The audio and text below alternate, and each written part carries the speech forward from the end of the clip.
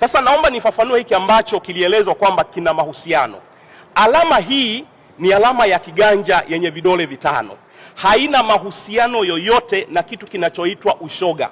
Sasa kwa nini tukabuni nembo hii katika vitabu vyetu lakini katika mpira? Jambo la kwanza, kama tunavyojua, watoto hupenda kujifunza kwa kupenda kuangalia rangi. Hii picha ambayo ina alama ya kopa inamaanisha upendo wa Mungu kwa mwanadamu. Ndiyo maana yetu tulioiweka hapa. Na huu upendo wa Mungu kwa mwanadamu, yako mambo matano ambayo mwanadamu anapaswa kuyakumbuka, ambayo tukienda shuleni tunawaambia jambo la kwanza, tunawaambia vijana wafanye hivi. Inaitwa habari njema. Habari njema ni kwamba Mungu anampenda kila mtu. Ndicho tunachohubiri kwenye huduma yetu. Lakini kidole cha pili ni hiki ambacho mtu akikusonta namna hii inamaanisha nini? Inamaanisha habari mbaya. Habari mbaya ni ipi? Sisi ni wenye dhambi, tumelisti dhambi ya asili.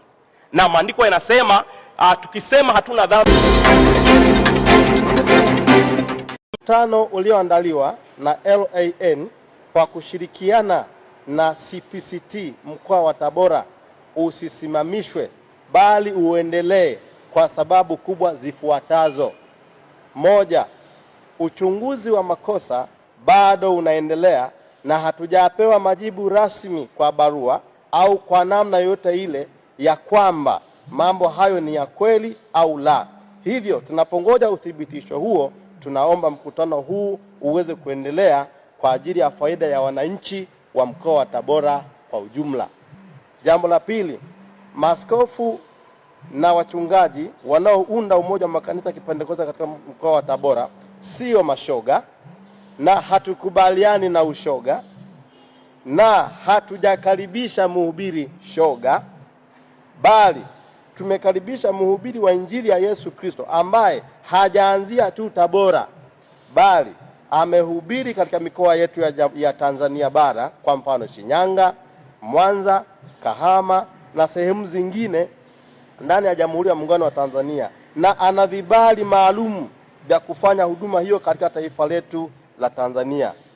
Na si hivyo tu, yeye mwenyewe anapingana na anakemea ushoga, na tuna ushahidi wa baadhi ya mahubiri yake katika kukemea ushoga.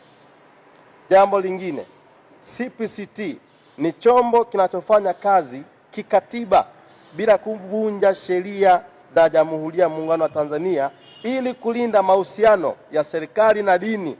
Hivyo tunaomba vyombo vya habari na kamati za ulinzi na usalama ngazi ya wilaya na ngazi ya mkoa muendelee kutoa ushirikiano wa kutosha tunapoendelea katika mkutano huu na tunapoendelea kuihudumia jamii yetu katika mkoa wa Tabora kupitia mkutano huu wa ALN. Jambo lingine, sisi CPCT mkoa wa Tabora hatuna mahusiano yoyote na hivyo viashiria vya alama za LGBT kwa namna yoyote, na imani yetu inapingana sana na mambo hayo.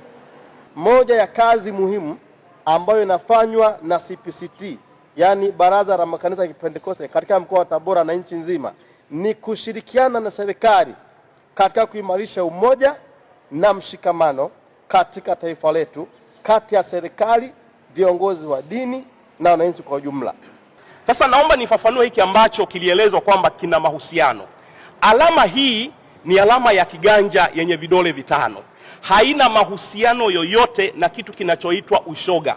Sasa kwa nini tukabuni nembo hii katika vitabu vyetu lakini katika mpira? Jambo la kwanza, kama tunavyojua, watoto hupenda kujifunza kwa kupenda kuangalia rangi. Hii picha ambayo ina alama ya kopa inamaanisha upendo wa Mungu kwa mwanadamu. Ndiyo maana yetu tulioiweka hapa. Na huu upendo wa Mungu kwa mwanadamu, yako mambo matano ambayo mwanadamu anapaswa kuyakumbuka, ambayo tukienda shuleni tunawaambia jambo la kwanza, tunawaambia vijana wafanye hivi. Inaitwa habari njema. Habari njema ni kwamba Mungu anampenda kila mtu. Ndicho tunachohubiri kwenye huduma yetu.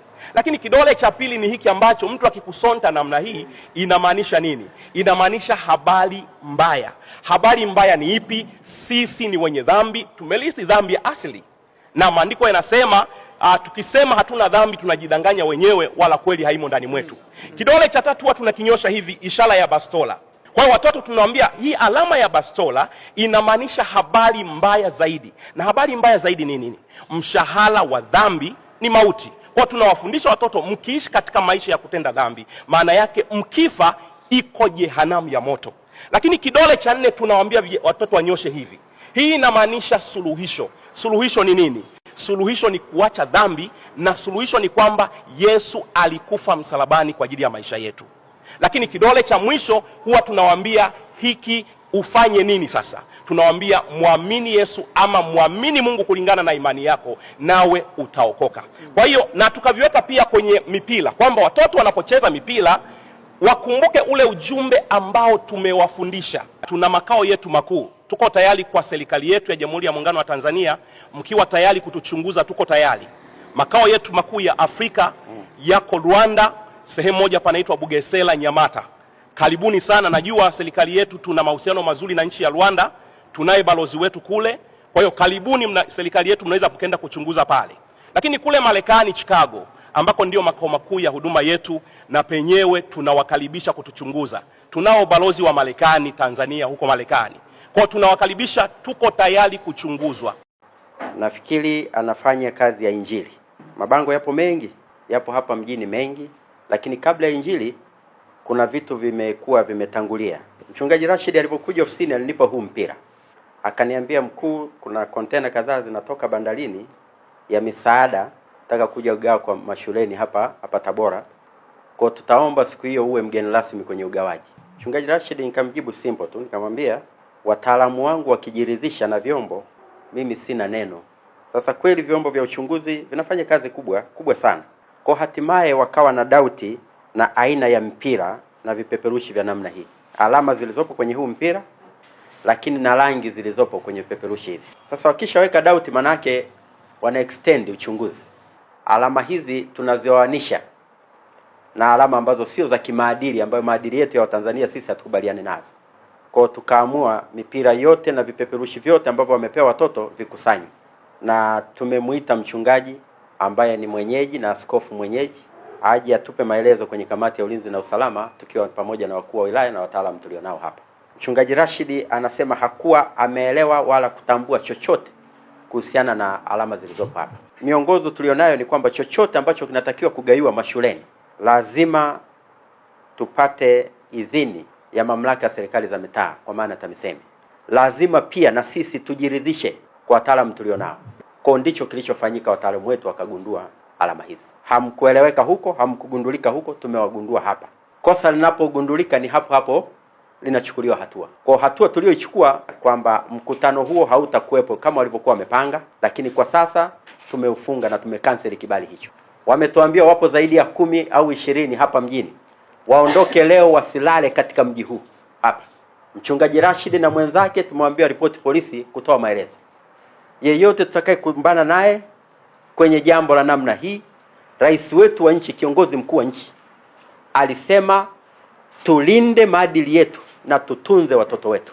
Naomba tuwe macho na mambo haya, na hakuna kulegeza.